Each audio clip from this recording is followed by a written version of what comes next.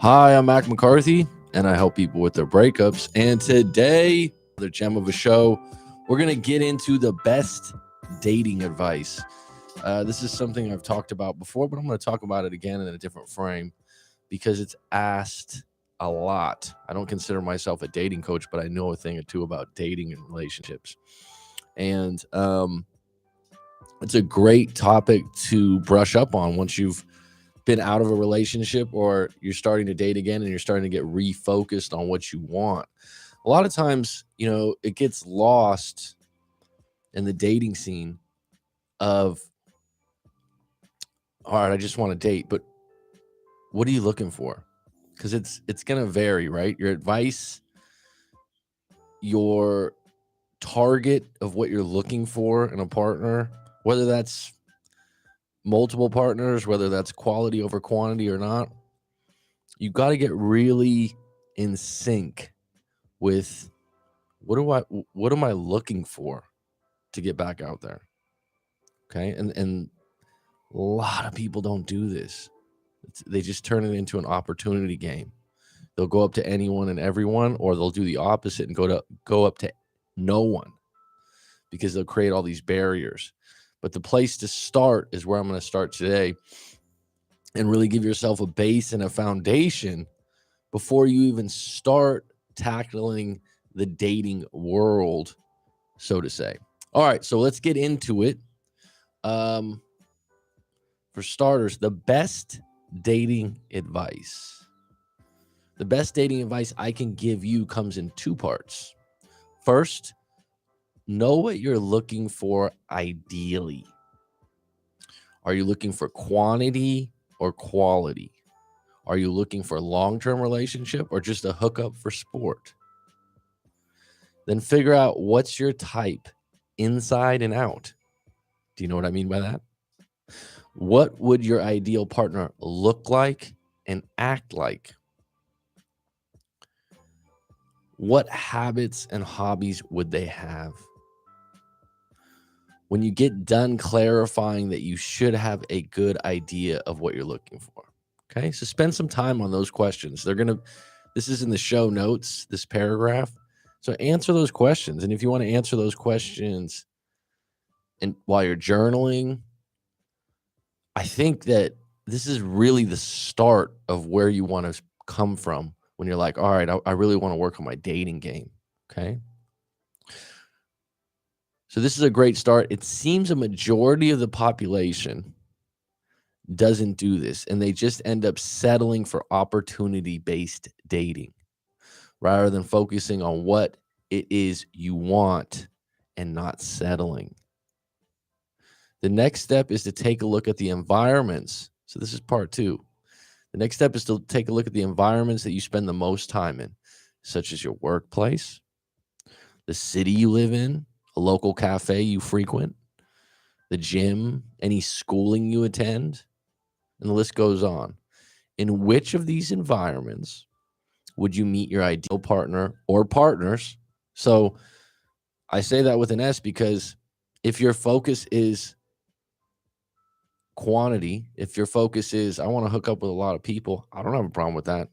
Or I want to hook up with multiple partners, I want to sow my oats, I don't have a problem with that. But you still have a type, right? It's not just anyone and everyone. If you don't believe any of these places are good grounds to meet that ideal type, then change your environments to those that do have options you really want. It's like if a guy really wants to be with a woman that's in great shape, has a beautiful body, but he doesn't go to the gym, that's going to be a problem. He's not going to be able to attract that woman. He's not going to hang out in the places that she's in. So these are things that you think people would know already, but they don't. It's like, why am I not meeting more women like this? Where are you really hanging out? Where are you really spending time? And the reason why it counts where you're spending time is because the areas that those people tend to hang out in, and we'll just stick with someone that's in great shape, right? And that's on your list of an ideal partner. then you should be hanging out in those places too, because that should be a part of your lifestyle. For example, if you want someone that values their body and exercising, then a good gym that attracts your type is a great place to get dates, and I'd add up your game. In contrast to that, you could go to a nightclub and meet someone that's been drinking and is perhaps easier to talk to, but hates exercise and has a bad attitude, but you settle for them because really you're just focused on the opportunity of getting someone, not meeting your criteria or even filtering for someone that you believe is special. If you love drinking and partying and random hookups, go to a nightclub to find dates. It's fine with me. If that's what you're looking for, that's what they value, okay? If that's not your scene, then why go there? In terms of dating apps, whether you like it or not, this is what dating has come to in 2022 and beyond. Okay, so dating apps are not something to run from or say you hate them. They are an option, a resource to be used by single people. The problem people have is that when they put their profiles up and essentially put out the fishing line, they have to handle the work of getting to know people for the first time. Filtering out this person is worth meeting for a date and then dealing with the flakes and ghosting. So let me reword that. The problem people have with dating apps is there's a lot of filtering. There's a lot of sorting, right? It's kind of like if you were given the task of sorting through avocados and your job was to pick out the bad ones. And there's hundreds and hundreds of these avocados, and it's your job to pick out the bad ones and pick out the good ones. It's not going to be fun because you got to constantly make decisions. But that's the thing with dating apps. You're making a lot of decisions. You don't have a lot of background on these people, but you have more options. And this is where that criteria and really sticking to it counts. Okay. So people run from the dating apps because they've had a few situations where someone ghosted them. Someone turned out to be someone they didn't think they were. They showed up their house. The list goes on. It creeped them out. It's exhausting is a word I get a lot. It's not worth my time. What happens is you get a few negative interactions, or one of the big ones is during the dating app situation, you meet someone you really like, you're attracted to them, they talk to you, and then they ghost you. And you're like, why'd they do that? Why are they not talking to me? I thought they liked me. Dating apps are a shallow invitation to meet someone. Shallow meaning you don't have deep ties. You don't know anything about them. That's just what it is. So don't get your feelings caught up in that in the beginning, okay? It's still a place where you can meet the one. It's just going to take more sorting. Okay, the old school way of doing things would be like you met someone at work or school or the university. And so you kind of knew that person a little bit before you started dating. So you felt comfortable around them. You knew they weren't a psycho. You saw them interact at work with other people. This is what attracted you. With dating apps, you don't get that background. So what I suggest is you come up with a system. And I'm going to talk about that a little bit deeper.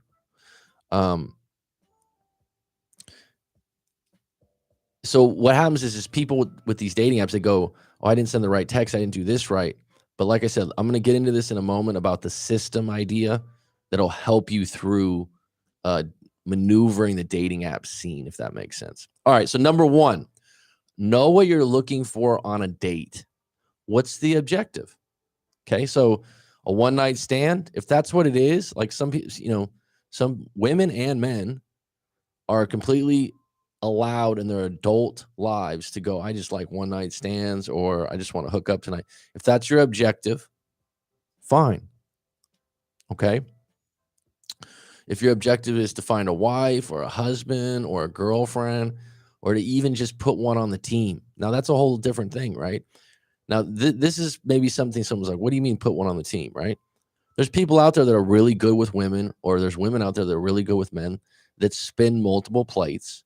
What I mean by that, they have multiple people they're talking to in the stable. And that's how they like to operate.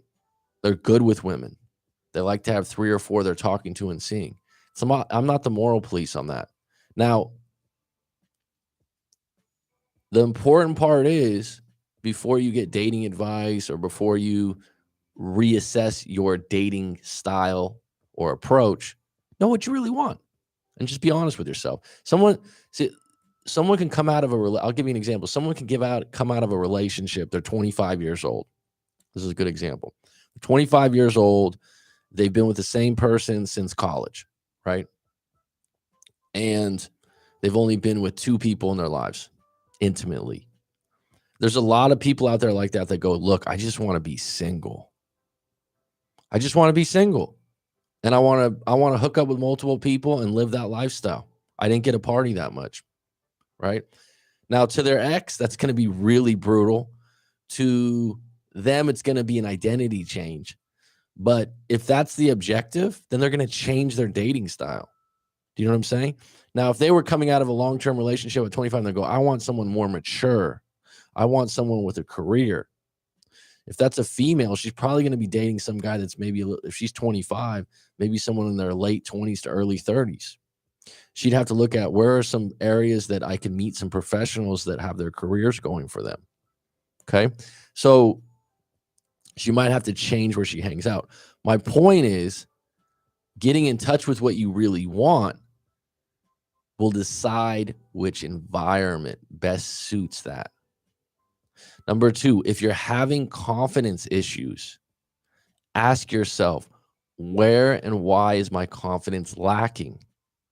Are you pursuing women or men that you just believe are better than you? This is a big one, okay? Especially with dating apps. Oh, she's out of my league, but I'll send her a text anyways. Don't bother because you're going to strike out, okay? If you have these kinds of issues where you're pursuing individuals that you think are above you or better than you, that's going to be a problem. These types of mindsets come from a deep place. You can work on this through coaching. I help people through this. This is something that I help people with. If your mindset is I'm not good enough, or your mindset is I don't look good enough, we can work on that. That's an internal problem. That's not a dating app problem. Okay. And you'll come across that again and again. You'll see someone you're interested in, maybe on these dating apps, or you'll interact with someone at work that you're interested in, but you don't feel like you're good enough to get with them. If that's the case, you're attracted to a certain level, but you don't feel like you're on their level, it's going to conflict with you. And then you're going to end up settling for someone that you don't really want to be with, that you think is less than you. And this is where you create friction and problems. So if you feel like I actually have an internal issue with dating, not an external issue. So if you're constantly blaming dating apps, if you're constantly blaming your city or your town, or dating just sucks, there's something wrong within you because there's other people that do just fine. And you got to find what that limitation is. And like I said, I can help you with that through coaching. By asking you some really good questions, we can get to the seed, and then you can start dating with some confidence and some positivity. Okay? Because if you're just completely negative, and you probably have friends and family like this, I have clients like they're just negative. They just believe dating sucks. Dating apps suck. They never work. This is an internal problem because there's plenty of people that find them to work very well. Number 3, this sounds obvious, but if you're single and you're ready to mingle or you want to start dating, look your best for you, not for me. Okay. Everyone has their own style, what they think looks good, looks bad. We could line up, beauty and looks are subjective. Okay. We could line up 100 women and we could line up 100 men, and the top 10 of those 100 women for those 100 men would be different. Now, there might be 1 or 2 women that would be in the top 10 every time, but look your best for you. You feel like, damn, I look good, or I feel good. I feel good about myself. Now, It's a simple recipe. I'm not going to go into it because it's at this point on the internet, it's everywhere. Eat healthy, exercise, and sleep well. Do your research on that. I would highly recommend that if you have the ability financially, get a coach, get a personal trainer. If you have trouble getting into these things, join a class. Reading a book is good, but a lot of people just don't like reading books and they don't implement book reading stuff. You're tired of hearing it, but looking your best will give you confidence and more options. Now, if you already feel like, damn, I look good, I go to the gym, I take care of myself, then you already have this checked off. You don't have to look like a model, but you should feel good about the way you look, especially since a big part of dating apps are pictures. It's just what it is. Okay. So people will be like, oh, what about dating apps? Your pictures should look really good. I mean, that's what's going to be the lure. That's what's going to get people to text you or not text you. Okay. And so feeling good about your pictures is a big deal. And you have a lot of control over this. But if you don't feel like you look very good, you're just going to limit your options. Okay. And that's okay. But you have a lot of control over just creating a healthy lifestyle. Now, number 4, learn some basics on attraction, the masculine versus the feminine. Learn some basics on dating, books to read, Models by Mark Manson, The Tactical Guide to Women. Read a couple of these books. I wouldn't say you need to read 20 or 15, but pick one and make it your go-to. And even if you think you know this stuff already, brush up on it. You're having trouble dating right now. There's a lot of stuff that, you could be 30, 40 years old and you're like, oh, I just had a girlfriend for 10 years.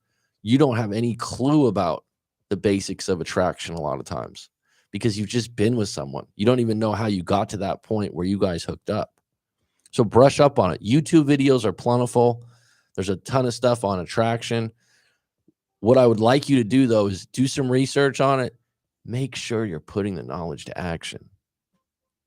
Otherwise, you're just a dormant volcano that spectates on what the others are doing wrong or right. I've witnessed this before. I've had friends that are research junkies.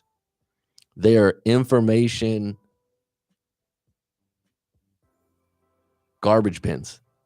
I mean, they have information on everything. They have answers on everything. They have backgrounds on everything because they watch YouTube, they read books, they do this. They don't take action. They're the types that tell you how to date. They'll give you tips on everything, but they actually don't implement it on their life. They're actually pretty lazy when it comes to implementing it. They just collect knowledge. Don't be one of those people. You collect knowledge, put it to work. Okay. Number 5, stop settling for random opportunities. Choose your hunting grounds. Choose the ideal type you're looking for, or they will choose you. Otherwise, you'll settle into a relationship you never really wanted to be in. So I deal with a lot of breakups. A lot of breakups, I'd say majority of them, they're bad matches. People met by proximity of where they live or work. Oh, I met her at work, or I met her, in a park by my house. That's nice. It's a good story. But a lot of times you ended up settling for someone that was just an opportunity, not a target. So what do I mean by that?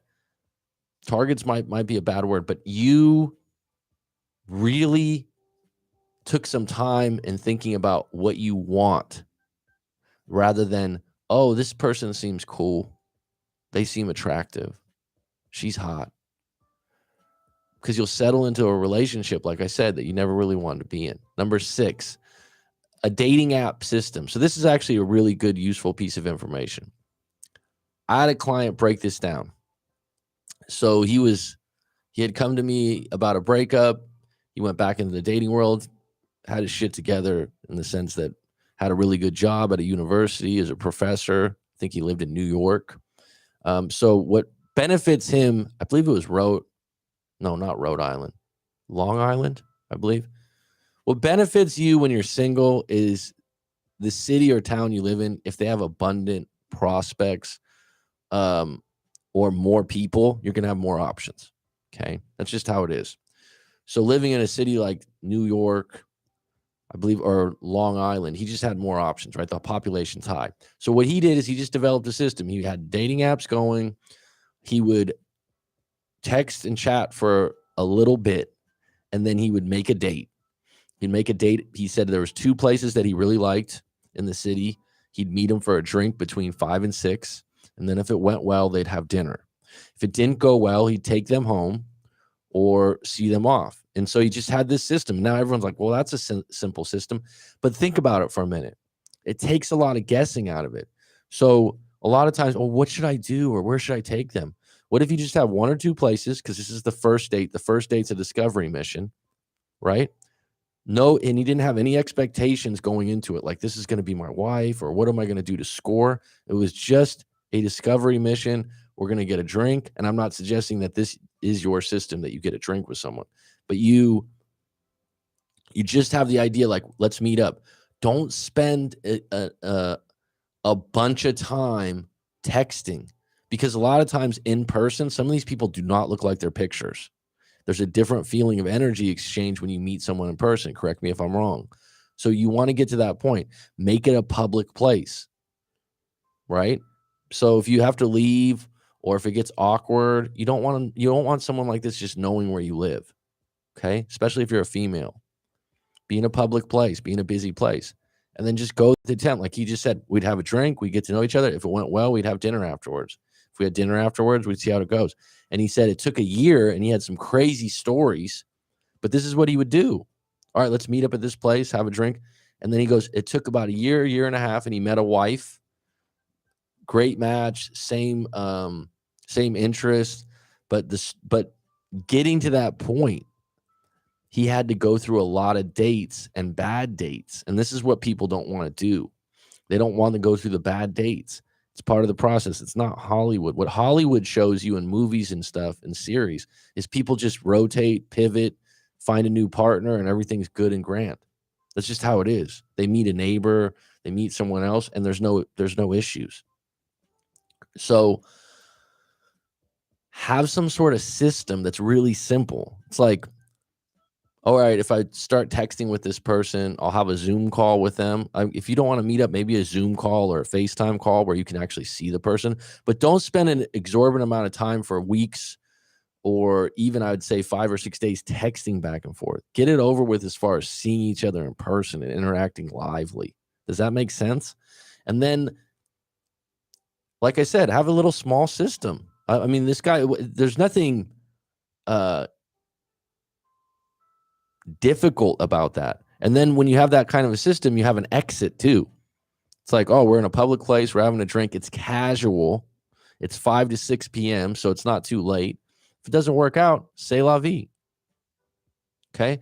Have this in place with the dating app situation, right? Because otherwise you're gonna be in these interactions where they might throw something at you. You start having these long text interactions.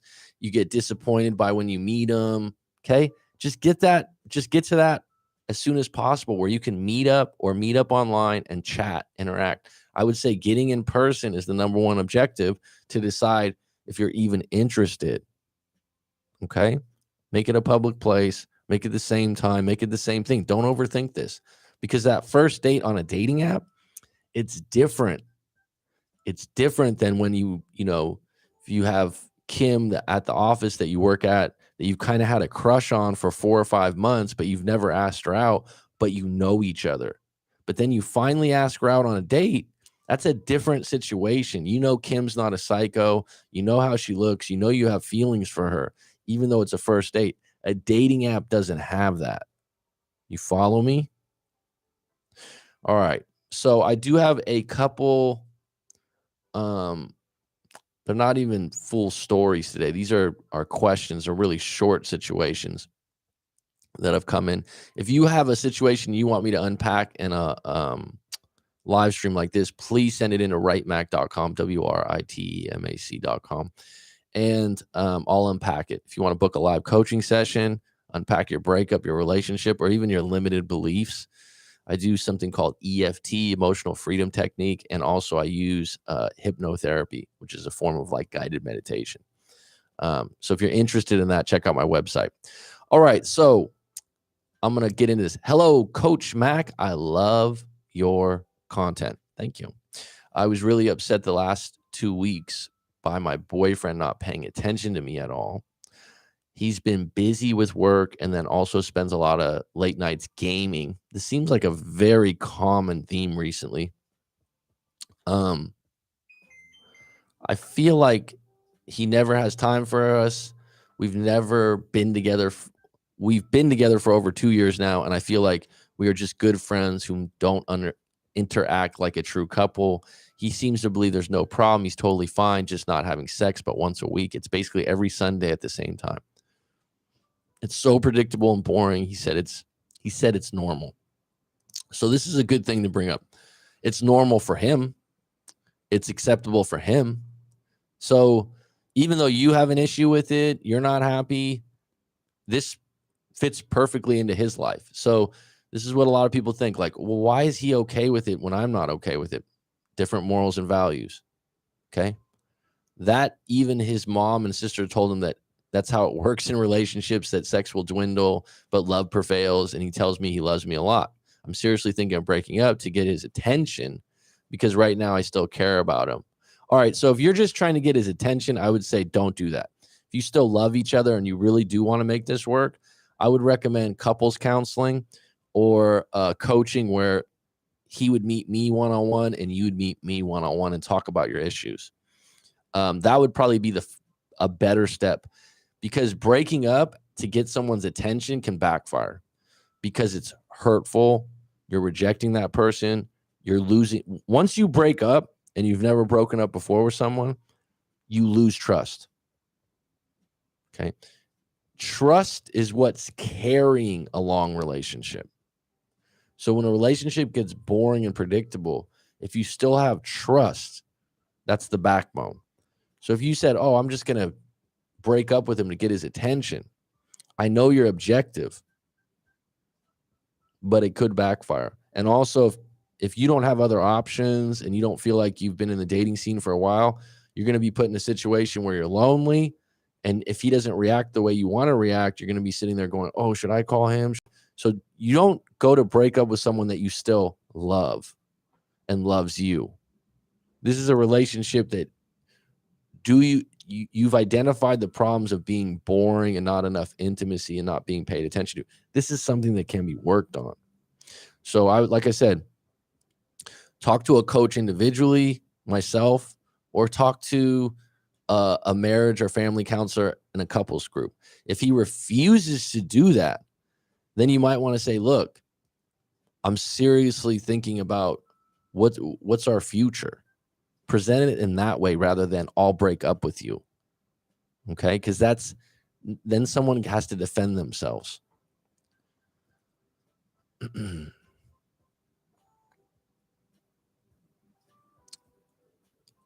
I'm seriously thinking of breaking up to get his attention because right now I still care about him, but I'm 33 and I have my needs and they aren't getting met. How would you approach this? I think I just told you that. How do I have to talk with him to listen to me and understand I'll leave him, but I don't want to go that route? So there's two ways to go about this. Like I said, a marriage or family counselor, or both of you talking to a coach like myself. I now have done couples work. I just started doing it recently, and it really does help. But the alternative to that is, rather than, oh, he needs to listen to me, be direct. Go, look, this relationship is not working for me right now. Do not be passive aggressive. This is not working for me right now once a week. And you might have to take the lead on, hey, date night every Friday night. You might have to do some things. But when you have that conversation, instead of threatening to leave him, tell him what your problems are and how you feel and what you want. Seems simple, right? All right, I hope that helps you. All right, we got one more here. Hey, I broke up with my boyfriend 3 weeks ago. I went into no contact for me because he's so toxic and selfish. Good for you. A lot of times people think no contact's just for when someone broke up with you. But if you're in a situation where you're with someone manipulative, toxic, selfish, narcissistic, all these labels and big words, which just basically mean a bad person for you, then you need to go in no contact because your interactions with them are going to be negative and they're going to entangle you again. I can't take it anymore. He's been talking to multiple women on this Discord. I have evidence of that. I confronted him on it. He lied to my face. Then when I showed him the evidence, he laughed and said, "What do you want me to tell you? I'm a man." Well, there you go. Right there, he's telling you a man does these things. I'm a man. Okay. So he's not going to change. This is built in. This is part of his identity. I like talking to women online. This was beyond flirting. He was asking them to meet up. I know I can't go back to him, but how do I stop missing him? How do I stop wanting to call him to explain himself and be sorry, only he's not sorry? So here's the thing. What happened is when you found out he was talking to other women, it hurt you. Okay. You're not going to say that directly. It hurt you. So you want him to feel the same hurt. People want you to feel what they feel. This is why it's really dangerous to hang out with people that are always down and negative. They want to bring you down in the snake pit. It's just what it is. Okay. So right now, when you saw that Discord, it really upset, it really hurt you. So you want him to show you that he's hurting. So when you break up with him, you kind of push that agenda on, like, I'm going to hurt him by breaking up with him. But really, you didn't want to break up. You wanted to hurt him and get him back. You wanted him to be sorry so you can feel vindicated and validated. But his values are saying, I'm a man. This is what I do. I play around. You're not going to change that. So you can't overcome the fact that right when you break up with someone, even if you did it for the right reasons, you still miss him. What you can do is accept it. I miss him. It's okay. Now, this is something I do in live coaching sessions that really helps. It's a tapping method on the meridian points, which helps you accept the breakup, accept it. You just got to accept, like, right now I miss him. Don't fight that. Okay. This is going to take time. It's not going to be easy. And the conversation that you're wanting is for him to be sorry. He's already conveyed to you he's not really that sorry for what he did. He doesn't even think it's wrong. You're not going to change that by talking him out of it. You're not going to change that by breaking up with him. Now, over time, he may call you, right? But the reality is this is an individual that you don't really want to be with long-term anyways. So if it continues, book a live coaching session with myself or someone else out there and get an outside opinion on how to deal with this, because I need to learn you better to give you better tailored advice rather than generalizations. It hurts. I want him to pay for this, but I want him back too. What do I do? So those are two different things, right? The reality is sometimes when someone hurts you, there's not going to be anything to do to make that completely better except for you to accept it first for what it is. And you're saying, like, if he says sorry, then maybe I'll take him back, but I also don't want him back. I would say go the high road and go, I'm going all in on finding someone that's a higher value, that's more honest and more authentic to me. All right, I hope that helps you. We got 5 on deck, 2 likes. Gain NYC, welcome. Annie plays, love yourself first before anyone else. Okay, that's really good advice. Thanks, I'm May. Brand new Skinner, how you doing? If anyone has any question or comments on the small group that we have on deck today, go ahead and shoot. I'll give it a couple minutes here. We do have tomorrow, same time, it will be, let me check this for you.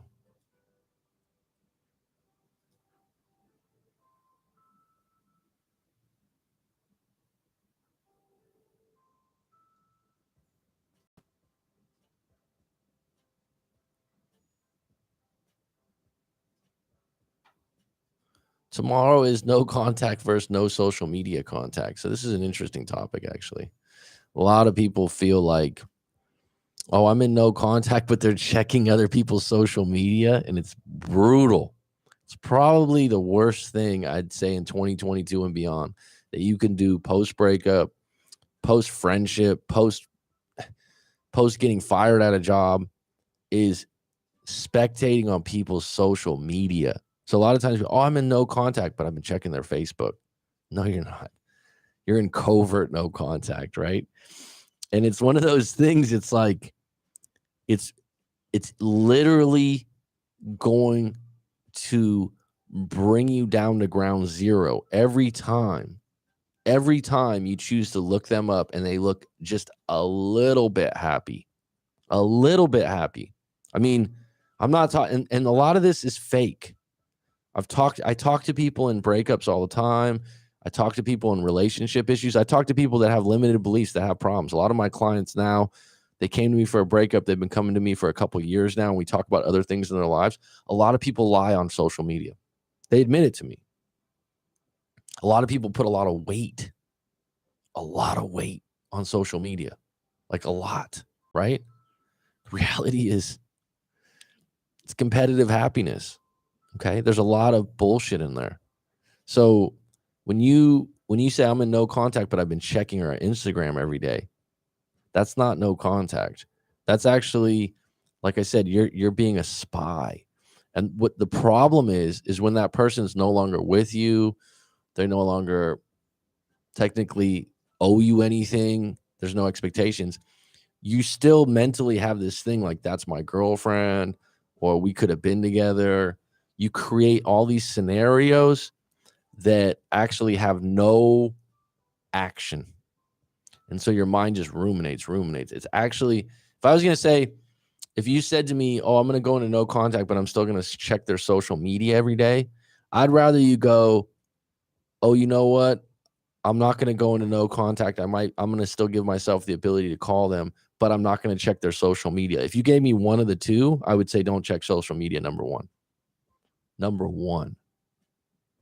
Because it is so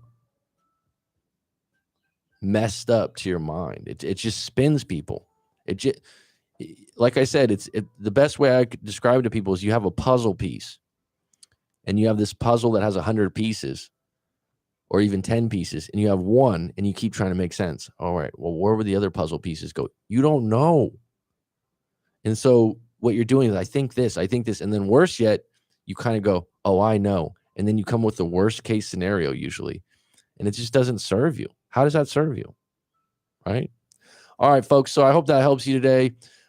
Thanks for the 2 likes. Thanks for the people on deck today. Put it in the comments if you have anything that you want me to touch on in the future. I'll be back on deck tomorrow. Take care. It's curtains.